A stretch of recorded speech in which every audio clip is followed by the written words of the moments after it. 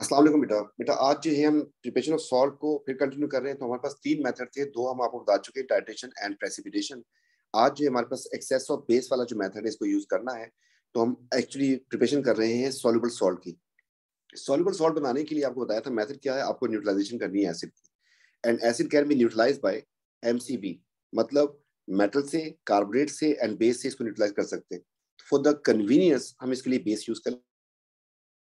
फिर हम तो जब भी कोई हमारे पास कोई सॉल्ट होता है, जैसे हमारे पास NaCl आ गया, सोडियम क्लोराइड, तो हम क्या करते थे इसके साथ, इसको सोडियम को अलग कर दिया एंड क्लोराइड को अलग कर दिया। जैसे भी किसी भी सॉल्ट की प्रिपरेशन उन्होंने ये किया था। तो एक के पास भेज देंगे OH को, ये बेस बन जाएगी, एक के पास भेज देंगे H को, ये एसिड बन जाएगा, और हमारे पास दोनों रीजन रेडी हो जाएंगे। तो हमने क्या जोड़ना है इसमें, एक्चुअली H एंड OH तो हमने यहाँ पे लिखा हुआ है कि ये जोड़ना होता है। तो सॉल्युबल सॉल्ट की प्रिपरेशन के लिए एक्चुअली दो मेथड हो जाते हैं। एक टाइट्रेशन था, आपको पूरा डिटेल में समझा दिया था।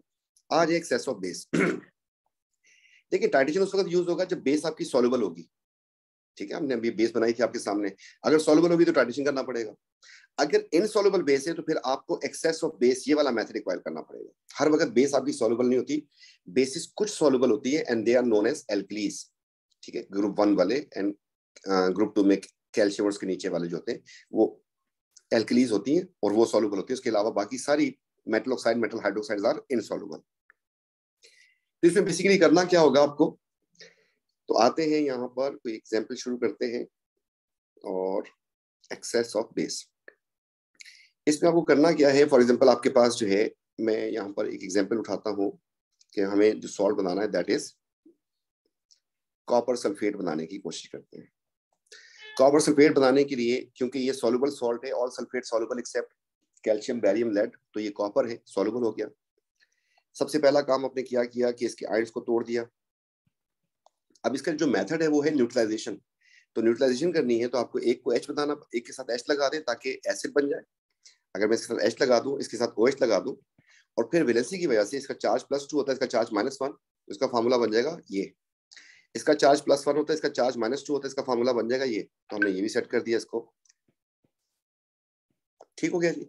अब इसके बाद ये तो है हमारा सॉल्युबल ही होता है, एसिड तो उसकी डेफिनेशन में आता है कि दे आर सॉल्युबल, लेकिन बेस इस बार आपकी इनसॉल्युबल है क्योंकि ये एल्कली नहीं है। तो अब इसमें आपके पास साथ क्या चीज बनेगी, वाटर बनेगा। तो सेपरेट तो बड़े आराम से कर सकते हैं, लेकिन बनाने का भी तो मसला है, कैसे बनाया जाए। तो इस केस में आपने क्या किया, एक्सेस ऑफ बेस जो है बहुत बड़ा उसका लंप जो है, बड़ा लंप ले लिया आपने। लेट से ये कॉपर हाइड्रोक्साइड हो गया जो कि सॉलिड फॉर्म में होगा, पानी में इनसॉल्युबल है, राइट।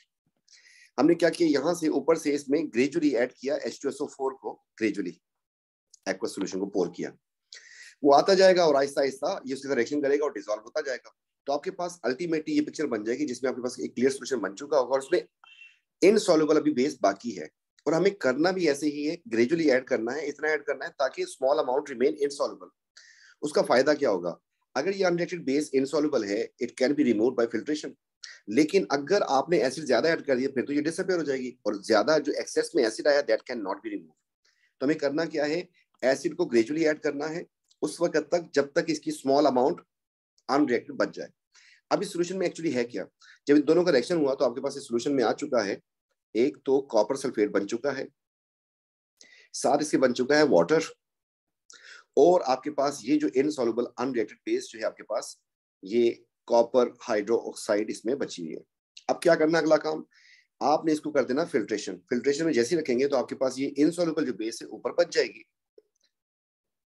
जो एक्सेस थी इसकी। इसने एश्योरेंस दे दी आपको कि देयर इज नथिंग एक्सेस, जो चीज एक्सेस में थी that is removed. Now the solution will be pure copper sulphate and water.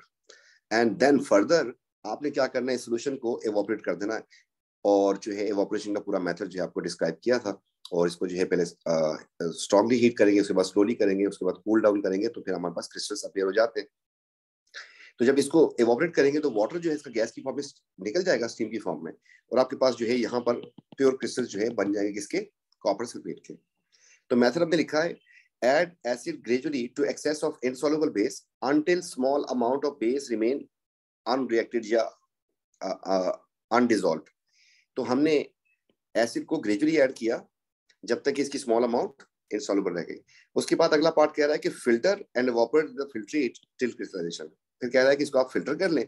Filter करने के बाद जो आपकी फिल्ट्रेट जो थी उसको आप इवोपरेट कर दें, आपके पास इस तरीके से प्योर क्रिस्टल्स आ जाएंगे। एक तो ये हो गया।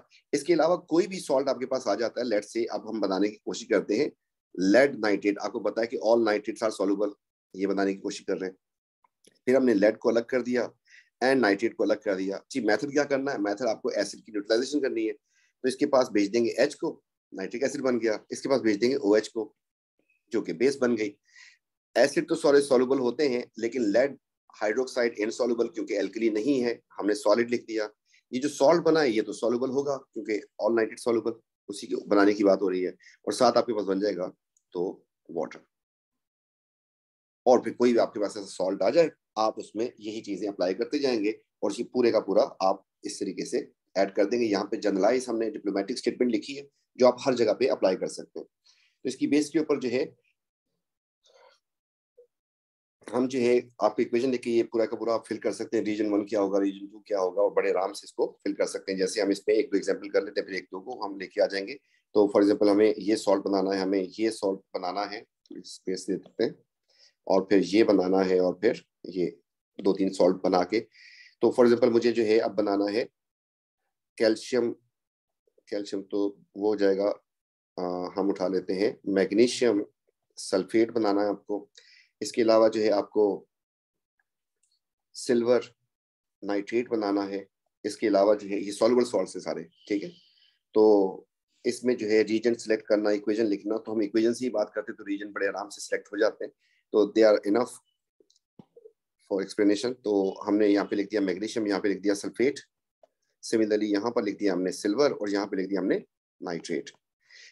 मेथड है हमारे पास न्यूट्रलाइजेशन ऑफ एसिड, तो हमें इसको एसिड बनाना है, 9 से एसिड बन जाएगा हमारे पास, और इसकी हमने बेस बना देनी है।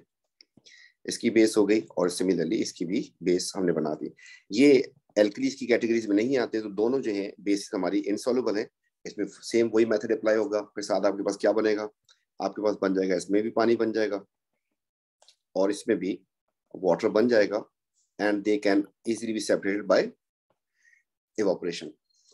तो रीजन किसी का भी बोले हमसे, फॉर एग्जांपल हमसे कह दिया उसने कि आप जो है इस पूरे इसको फिल करें किसी एक पर्टिकुलर सॉल्ट के लिए, तो हमने जो है यहाँ पर अब जो है एक नया सॉल्ट लिख दिया। यहाँ पर लेट्स से यहाँ पर हम ले लेते हैं